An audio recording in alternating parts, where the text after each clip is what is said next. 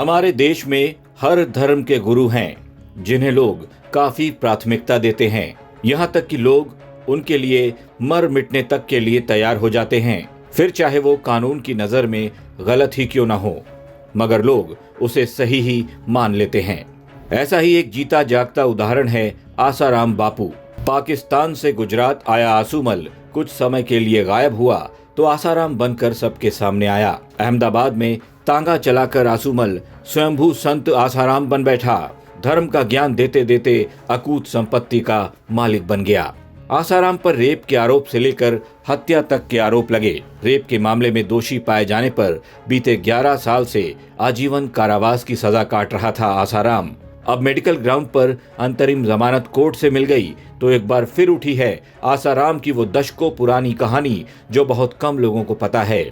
आज के इस वीडियो में जानिए आसूमल से आसाराम के बनने की पूरी कहानी। आसाराम ऐसा बाबा है जो सन्यासी दिखता है लेकिन वो सन्यासी है नहीं। ऐसे ऐसे काम किए कि जुर्म की दुनिया में भी कदम रखा और आड़ ली शरीर पर डाले सफेद चोले की। इस सब की शुरुआत हुई पाकिस्तान से, जहां आसूमल का जन्म हुआ।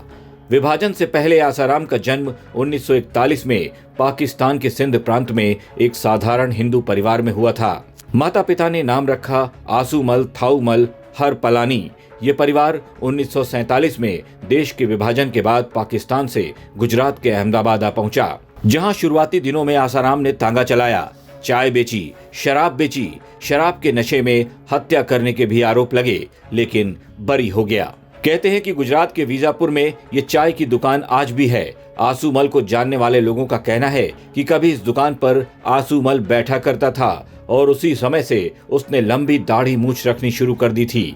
इसके अलावा स्थानीय लोगों के मुताबिक 1959 में आसूमल और उसके रिश्तेदारों पर शराब के नशे में हत्या करने का आरोप भी लगा है, लेकिन सबूत नहीं मिलने की वजह से वो बरी हो गया, जिसके बाद आसूमल ने वीजापुर छोड़ दिया था। इसके कई साल बाद दुनिया के सामने आसूमल नहीं आसाराम आए, वो भी जो प्रवचन देते थे। आसूमल अब आसाराम बन चुका था। एक नए नाम और नई पहचान के साथ आसाराम अहमदाबाद के मोटेरा आ गया और साबरमती नदी के किनारे आसाराम ने कच्चा आश्रम बनाया। धर्म को धंधा बनाने के इस सफर में निकलने के लिए आसाराम ने अपना नाम बदलने के साथ साथ अपना पहनावा भी बदल लिया था और एक सन्यासी की तरह सफेद चोला पहनना शुरू कर दिया। आसाराम ने ये सब किया एक धार्मिक गुरु से इंस्पायर होकर। धीरे धीरे आसाराम के सत्संग में लोग जुटने लगे।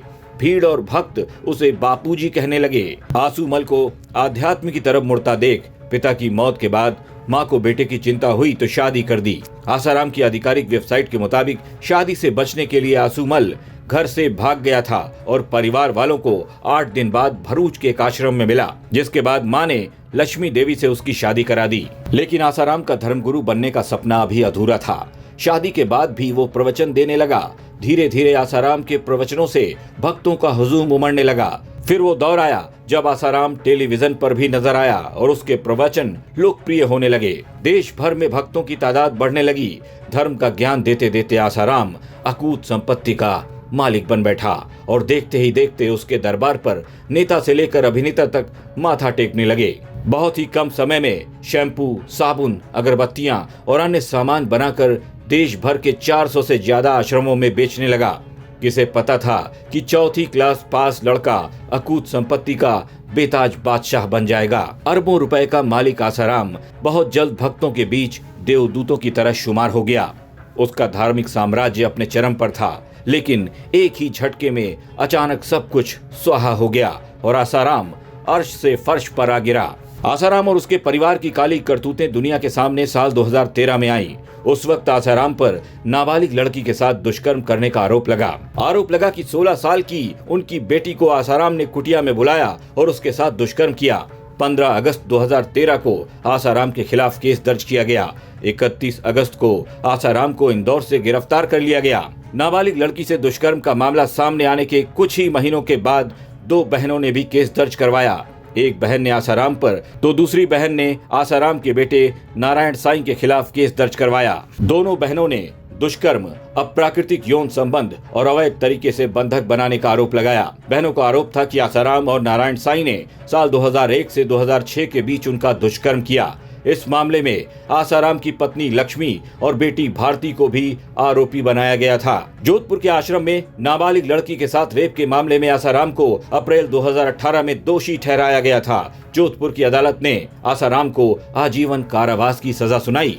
इस वक्त आसाराम को 31 मार्च तक मेडिकल ग्राउंड पर अंतरिम जमानत मिली है। रेप के दोषी आसाराम को जोधपुर सेंट्रल जेल से भगत की कोठी में बने आरोग्य चिकित्सा केंद्र में भर्ती किया गया है, जहां उसका इलाज हो रहा है। आसाराम दिल का मरीज है, उसे हार्ट अटैक भी आ चुका है। सुप्रीम कोर्ट ने मेडिकल ग्राउंड पर दी गई जमानत के वक्त पुलिस वालों की तैनाती के भी आदेश दिए हैं। जानकारी के मुताबिक आसाराम को जमानत देते वक्त सुप्रीम कोर्ट ने कुछ शर्तें भी लागू की हैं। इनमें से एक शर्त यह भी है कि वो अपने फॉलोअर्स से मुलाकात नहीं कर सकता है। आसाराम साल 2013 के रेप के मामले में ट्रायल कोर्ट की ओर से दी गई आजीवन कारावास की सजा काट रहा है। तो कैसी लगी आपको ये कहानी और आसाराम को लेकर क्या कुछ कहना है, कमेंट बॉक्स में हमें लिखकर आप बता सकते हैं। ब्यूरो रिपोर्ट, राजस्थान तक।